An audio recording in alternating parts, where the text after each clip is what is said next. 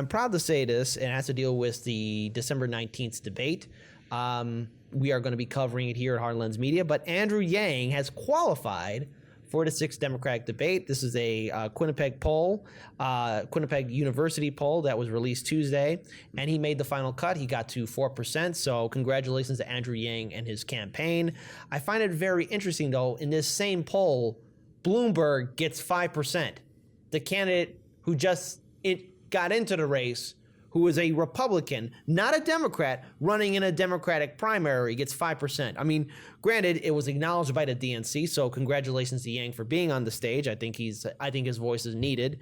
But I find it interesting, especially from this article from the NPR, the upstart entrepreneur and nonprofit executive becomes a 7th and likely final candidate to make it for the December 19th debate. And it's great that they acknowledge it and they acknowledge the other candidates, but then the article then goes on to mention something else. It's kind of hilarious in a way.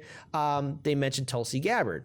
Hawaiian Representative Tulsi Gabbard, who has stalked out a much more conservative and controversial position within the primary, needs only one poll to qualify, but she announced Monday night on Twitter that she wouldn't even attend even if she met the requirements. And again, another smear on Tulsi Gabbard. Like, you're calling her conservative and controversial.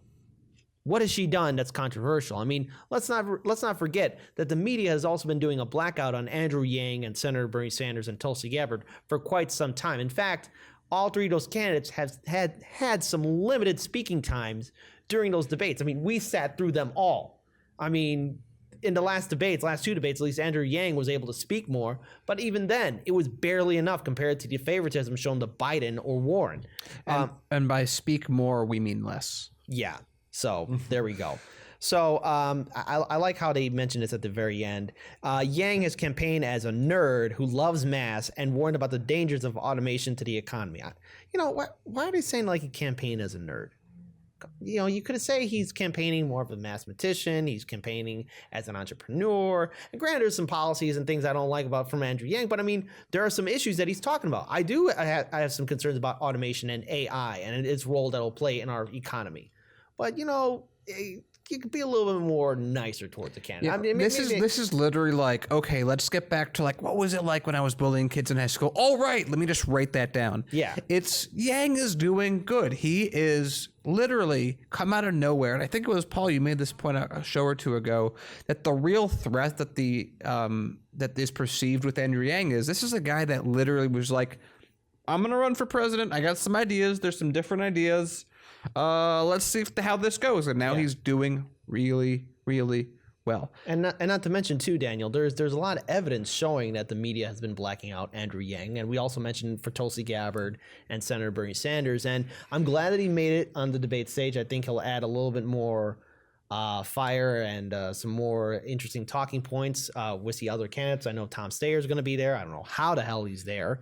Amy Klobuchar, Pete Buttigieg, who's falling apart, Senator Bernie Sanders, Senator Warren, and former Vice President Joe Biden will be there. So at least now we have another voice and somebody who I do hope will actually bring out some of his talking points and, challenge some more of the establishment candidates. I think this is, I can't shake like how the hell did Bloomberg poll so high kind of things. It's like, how did Tom Steyer get that many unique donations? It's that same. It's called money, Paul. It rhymes with millions. It's billions. Yeah, so it's one of those like we keep saying that polling is a very, very flawed metric, and yet here we are using it to qualify people for the debate stage. So we're put in a position of simultaneously really hoping that the candidates that we like actually get the polling numbers they need to make it, but at the same time going, but these polls are kind of BS anyway.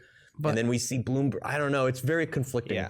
But it's not just that everything you said with the polls. It's that on top of that, then the DNC is like, well, we have 10 polls in front of us. I like that one, not that one, not that one, not that one, not that one, not that one. Right. I mean, so like Tulsi has now qualified twice in polls that were normally reputable, normally acceptable to get into these debates. And the DNC is like, no, not this time. Yep.